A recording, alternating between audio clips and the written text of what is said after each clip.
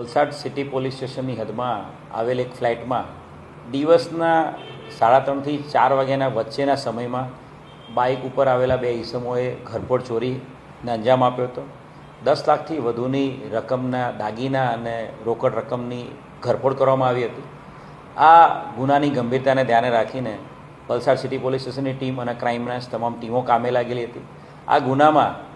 એક જે આરોપી છે રાહુલ ધોત્રેને પકડી પાડવામાં આવ્યો હતો। એ જમાઈ છે અને એના સસરા શિવા ચિનપ્પા ધોત્રે, આ સસરા જમાઈની જે ગેંગ છે જે ઓરિજિનલી ધોત્રે ગેંગ તરીકે ઓળખાય છે, એમાં રાહુલની ધરપકડ પહેલાં જ થઈ ગયેલી હતી અને જે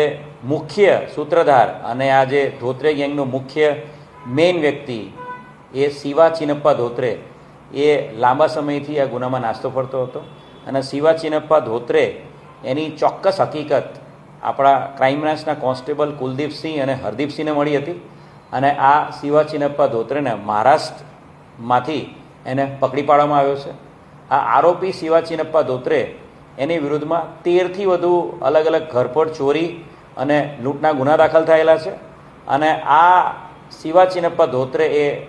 ધોત્રે ગેંગનો માસ્ટર માઇન્ડ છે। ઓરિજિનલી આ બધા લોકો ધોત્રે ગેંગના લોકો ગુલબર્ગા, કર્ણાટકાના છે અને ઘણા લાંબા સમયથી એ લોકો મહારાષ્ટ્રના વિરાર ખાતે સ્થાયી થયેલા છે અને આ શિવા ચિનપ્પા ધોત્રેને પકડતાની સાથે વલસાડ સિટીની ઘરફોડની સાથે સાથે ભરૂચ શહેરની એ ડિવિઝનની ઘરફોડમાં પણ એની વોન્ટેડ છે। એટલે કુલ 2 ઘરફોડ ચોરીના ગુનામાં વોન્ટેડ આ ધોત્રે ગેંગના મુખ્ય સૂત્રધાર શિવા ચિનપ્પા ધોત્રેને પકડવામાં